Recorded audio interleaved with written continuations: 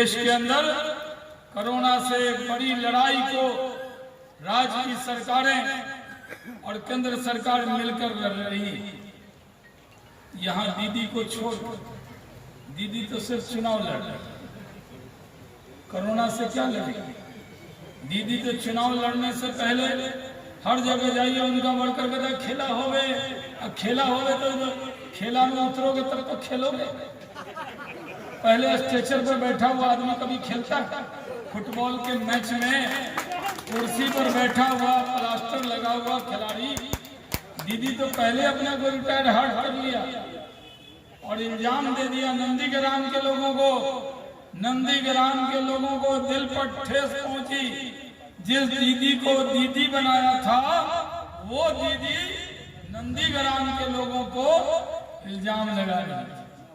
तो वहां ये देखिए दादा का फोन आया, घर से कौन है? आज सुबह कलकत्ता से उड़े बादल था, हेलीकॉप्टर हिल रहा था, लेकिन हमने पायलट से कहा कहीं जाऊं न जाऊं, कुल्टी में जाकर वोट जरूर मांगना है। आ गया मैं, फिर भी हेलीकॉप्टर आसनसोल खड़ा है और मैं यहाँ, क्योंकि हम लोग जमीनी आदमी, आपसे गैर नहीं, आपके पड़ोसी हैं। पहले तो धनबाद बिहार में था, यहाँ बिहार के बहुत से लोग होंगे जो हमें जानते होंगे कि पार्टी के राष्ट्रीय प्रवक्ता है, लेकिन हम अब बिहार में उद्योग मंत्री थे। आप लगाओ ना, आप क्यों भाषण दे रहे हो? माइक हटा दिया मास्क। लोकतंत्र को भी बचाना है, यहाँ पर परिवर्तन होना तय है।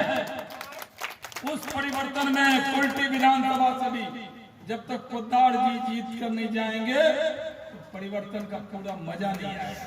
यहाँ हमारे मित्र छोटे भाई बाबुल सुप्रियो यहाँ से सांसद, वो भी चुनाव के मैदान में।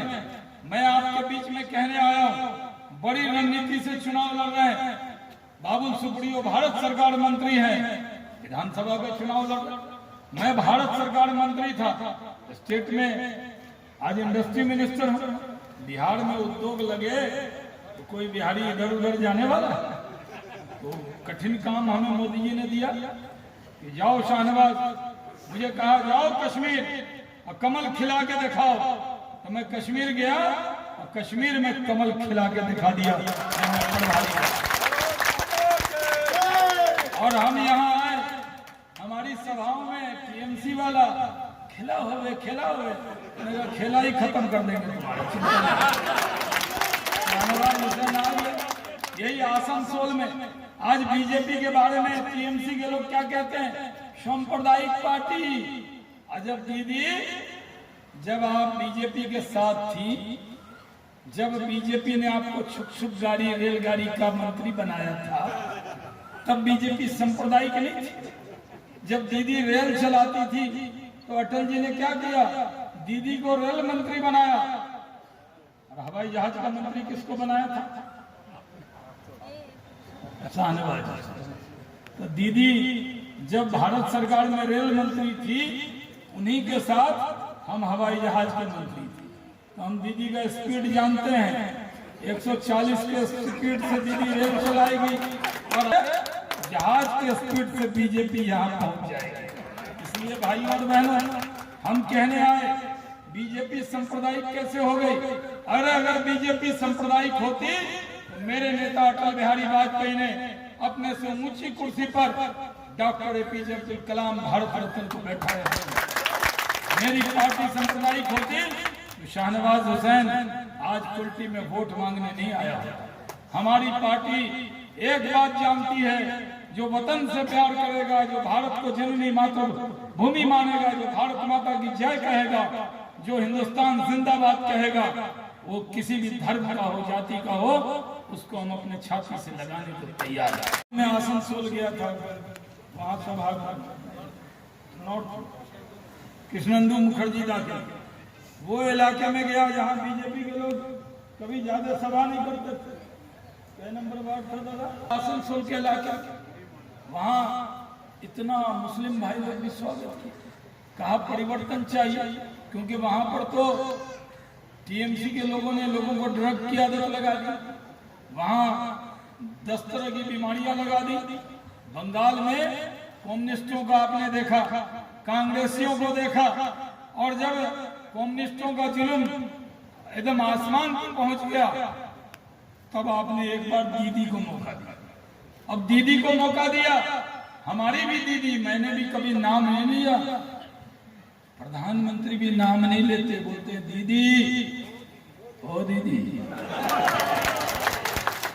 अब दीदी बोलने पे, जय श्री राम बोलने पर दीदी भड़क जाती। अरे दीदी की जय हो तो कोई बात नहीं, सोनिया माता की जय हो तो कोई बात नहीं, लेकिन जय श्री राम हो गया, उस पे क्या पैर है? अरे राम जी ने दीदी आपका क्या बिगाड़ा? या राम जी ने सपने में कह दिया कि दीदी आज 2 मई दीदी गई इसलिए गई? ऐसा तो नहीं। राम जी से क्या पैर? हम लोग कहीं जाते हैं बिहार में, कोई कहता है नमस्ते, कोई कहता है अस्सलाम वालेकुम, कोई कहता है राम राम, कोई कहता है जय श्री राम।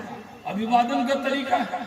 कोई फोन करेगा अपने यहाँ बिहार में, अंग्रेजी खूब बोलता है, गुड मॉर्निंग सर, हिंदी में बोल गुड मॉर्निंग सर, तो कह देता है। तो अगर कह दिया गुड मॉर्निंग कह दिया या जय श्री राम कह दिया, सलाम कह दिया, इसका मकसद क्या? अभिवादन। दीदी इस पर भी नाराज हो गई, गुस्सा होकर बैठ जाती। दीदी ने सांठ गांठ कर लिया था, हर इलाके में गुंडा तैनात कर दिया। वो गुंडा पुलिस से सांठ गांठ करके, प्रशासन से सांठ गांठ करके आम लोगों को परेशान करता था।